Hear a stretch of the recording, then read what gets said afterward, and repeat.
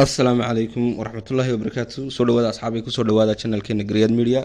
Xaaladda gobolka Salal ayaa maalmihii u dambeysay cirka isku sii shareereysay kadib markii uu wasiirka arrimaha gudaha Somaliland uu ka soo baxay isagoo aanan xalin khilaafaadkii ka jiray gobolkaasi. Xaaladaha ka soo kordhay gobolka Salal ayaa waxa kamid ah beesha Ciise ee degta gobolkaasi Salal ayaa maalmihii u dambeysay waxa ay ku shirayeen magaalada Eeshaca ee deegaanka Soomaalida Itoobiya.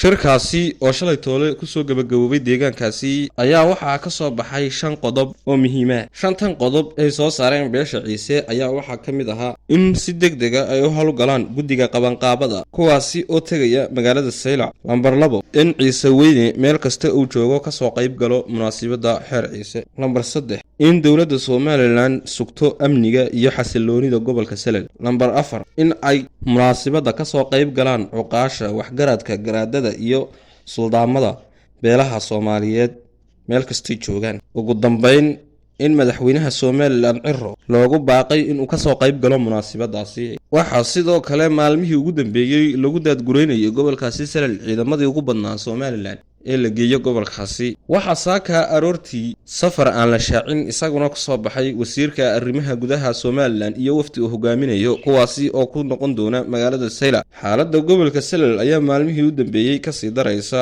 iyagoo ay ka hadleen siyaasiyiin badan uu ka mid yahay Dr. Gabose kaasi oo sheegay in beesha Ciise ay abaal weyn ku leedahay Somaliland iyo beesha Isaaqba. Sidoo kale xildhibaan Maxamed Abiib ayaa isaguna sheegay in ay khalad tahay in lagu qabsado dad deegaankooda oo la yiraahdo kuma qaban kartaan xeerkiinii ama xafladiinii. waxaana uu sheegay in uuna kula socon mowqifkaasi siyaasiyiinta iyo dadka dabada ka riixaya in aan la qaban xeerkaasi. wixii warara ee ka soo cusboonaada deegaankaasi barteenan ayaanu kala socon doonaa. Assalaamu calaykum waraxmatullaahi wabarakaatuh.